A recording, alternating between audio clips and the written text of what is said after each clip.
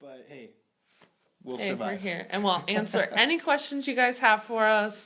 Sling them our way, even if it's about the snow. And let's get started.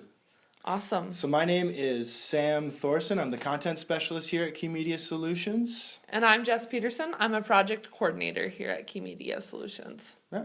And today I am going to be talking about the Forbes Agency Council that Karina Keys, our CEO, was just accepted into. Along with that, I'm also going to have a discussion with Jess about Facebook fake stories and kind of some hot water therein. And I'll be talking about holiday marketing, which is just around the corner, and then a little bit of digital media post-election recap. Great. So let's get started. You want to take the first topic? Yeah, so as you guys may realize or not realize, maybe the snow will put it in your minds. We are only 1 week away from Black Friday, which seems crazy that we're already here. And this year is the first year that they expect digital sales to surpass $100 billion online, which is a huge increase from last year, about 13% increase from last year. A few reasons on why people are now choosing to shop online more than ever is there's a little bit more of a stable economy. People have a little bit more money in their pocket to spend, and so, they're going to the store. They're also going online. It's forecasted that it may be a colder winter, so people aren't going to leave the house as much. I know I don't want to leave the house as much when it's cold. Less hassle. You don't have to wait in line. You don't have to deal with rude people. You can just sit in your pajamas, get all your Christmas shopping done. And then last but not least, a lot of people are realizing that you can actually find a lot better deals online and really easily compare prices, shop to shop.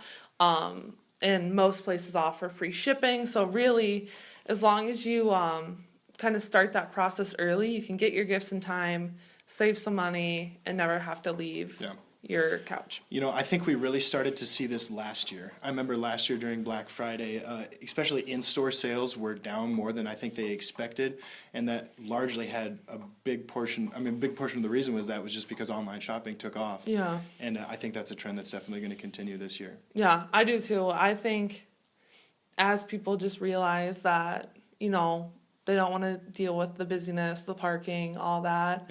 They're going to realize they can get the same deals online.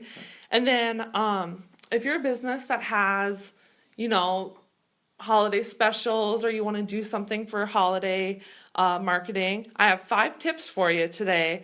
The first one is to adjust your SEO strategy to include some of those common SEO holiday keywords. You might, want to optimize for keywords such as, great gifts for mom, great gifts for him, Christmas presents, all that sort of thing. And then the second one would be to include offers in your remarketing. So when people are coming to your site, seeing your products, when you try to get them back to the site, give them an incentive, give them free shipping, give them, 10% off their entire cart, that sort of thing. This is a really good time to bump up your email strategy, increase the frequency, put more offers in those emails, include, fun, vibrant content. You can really kind of play around with that. Also, with your social media, this is a great time to have fun with that as well. Include, those fun holiday posts, those feel-good posts that kind of just engage your audience. And then last but not least, offer online specials that may not be available in store. So this may be free shipping or 20% off an item that you purchase online. And this will incentivize people to come to your website. You'll get, quite a bit of information from them, and then hopefully you can turn them into a lifelong customer after the holiday season. Absolutely. Luke asked us if either one of us are going to be going Black Friday shopping. I can only speak for myself, but I'm pretty sure you need money to go Black Friday shopping. Of it. So I might do a little, and I might do a little Black Friday cashiering. Oh, so on the other end of it. On the other end. Oh, very nice. So if you have any big Black Friday plans or strategies, comment below. Let us know. Let us know what we can learn. So let's move on. Yeah. Sure. Sounds good with me. So the first topic that I wanted to talk about was just kind of some news that we had on the Key Media Solutions side. Our CEO, Karina Keys, was recently accepted into the Forbes Agency Council. And this was something that was really cool when she told us. We wrote a blog about it that we're going to share in the comments that you can read a little bit more about it. But I'm sure a lot of you have heard of Forbes, Forbes.com, really popular media sites, and what Karina is going to be able to do now that she is part of this council is actually contribute usable content that will be published on Forbes.com, and she does that in different ways, whether it's Q&As, blogs, or just kind of just information out there. What this council is trying to do is bring together experts in this industry, and Karina has been accepted as one of these contributors. To get accepted into the Forbes Agency Council, they have to meet a lot of criteria. One of them being they have to have a minimum of $1 million revenue for a company, either founding or being the CEO of it. And then they also have to be very involved with the community outreach in some way or another. They take all those things into consideration, whether it's community outreach or financial coaching, which Karina is very much a part of. And just as an example, they are actually, Karina, Travis, and Ashley are out in Rapid City today doing our mobile training event out there. So, I mean, they braved the storm to make it all the way out to Rapid City to do some, training of their own.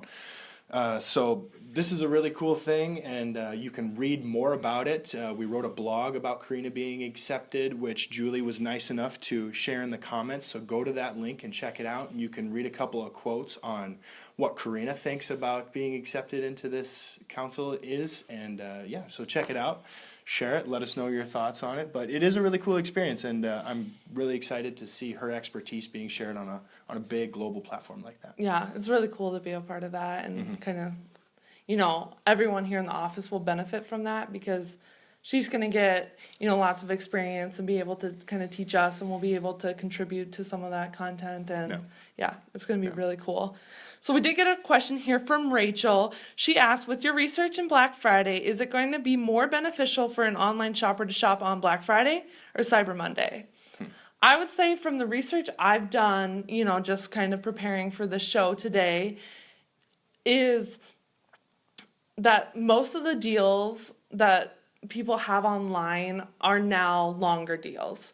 So you're going to get the same prices on Black Friday as you would on Cyber Monday. You might get different incentives, maybe different free gifts. Amazon actually launched their Black Friday site on November 1st, so they've been doing sales all month up to this point. And then another big shopping day that a lot of people haven't realized yet is the couple Saturdays and weekends leading up to Christmas actually most of the time have better deals, because stores are realizing, okay, we have too much inventory of this, we really have to price it down. So on Black Friday, you might be able to get a good deal, but you might actually be able to get an even better deal when that first, maybe 2 weeks up to Christmas comes around. So yeah, it's really during the season where you really have to keep your eyes open with anything out there, in store or online. And subscribe to newsletters. Then you'll really be in the loop of what store's having what deal, what site should you be on, what day, and that's really the way to stay in the loop. Yep, I agree. Thank you for the question, Rachel. If anyone else has any more questions about Black Friday or anything else we're going to talk about today, please feel free to comment. Awesome.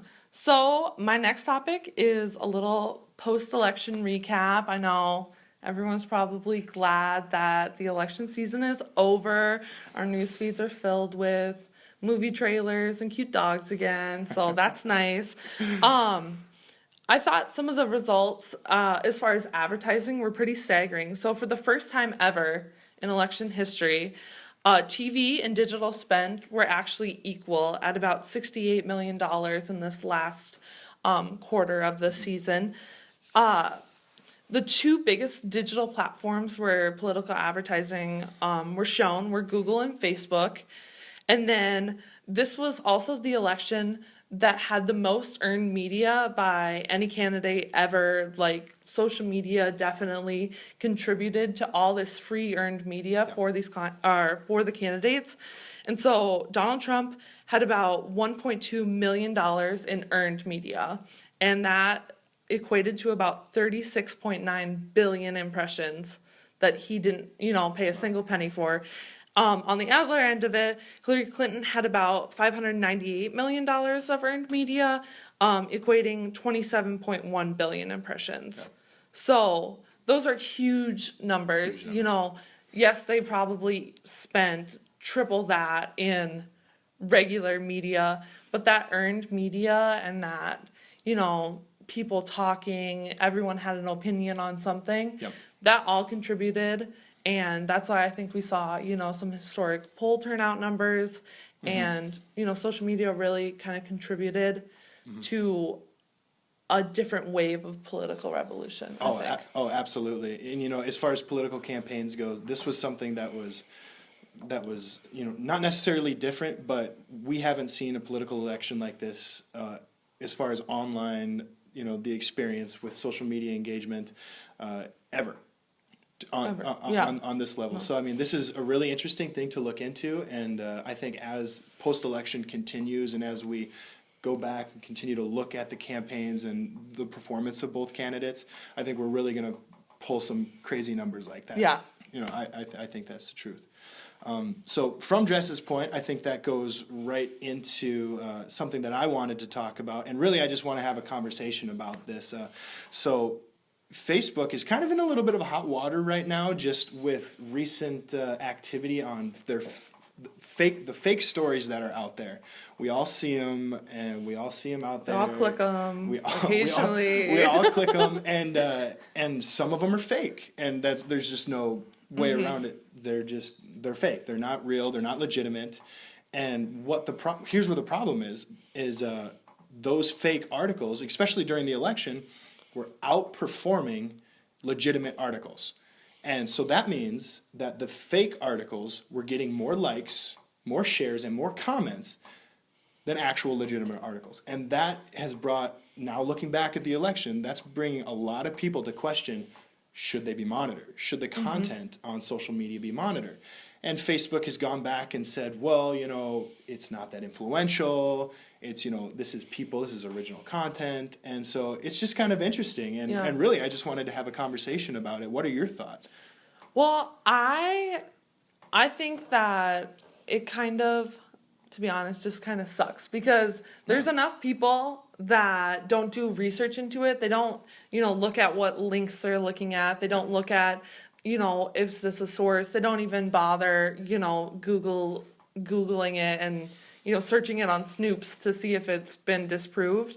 And they share it, and they're passionate about it, which, yay for passion, but they're sharing cringeworthy material. And then on the other side of it, these publishers are getting ad money. Yep.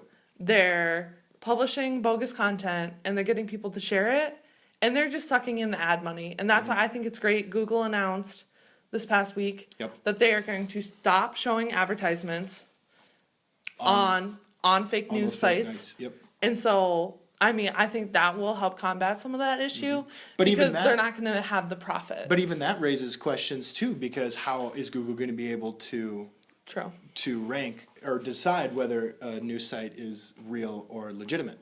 So I think this is a really interesting thing that's going to continue. And so I'm really interested about it. If you have any comments or thoughts on it, comment, even after the show is over. And I know that because Julie's going like this. So that must mean wrap it up. The 15 at 10. It's a blizzard. What else are we going to do? It's a blizzard. Yeah, you don't have. Nobody's going anywhere. We just fine. We're entertaining. At least I think so. Okay, so that's really all I had to say about it. Yeah. I just thought it was something really interesting, and I think it's something that we can continue to monitor. And one thing you can do on your own personal level is, if you see a fake news story, report it as spam on Facebook. And hopefully the people will start a revolution against fake content, and we can have our news feeds just filled with puppies again. No more fake news stories. In a perfect world. In a perfect world. Well, thank you everyone who joined us today. This has been a really fun experience to actually do a 10 of 10 and sit here. So, couple real quick final thoughts. I want to wish our colleagues luck on their event today in Rapid City. I hope that goes well. And if you're out there, I hope you enjoy the event. And then also, this video is going to be posted on our YouTube channel later today, so check out that, plus all of our past episodes. You can also check us out on Snapchat, and I guess just keep up with us on Facebook and like our page for all of our content that we have out there. So, awesome. Thank you very much. My name's Sam Thorson. I'm Jess Peterson. Forgot my name for a second. And this is 10 to 10. Thank you very much. Woohoo! Well, that was fun. Now we just have to figure out how to get home in the blizzard. Yeah. Great.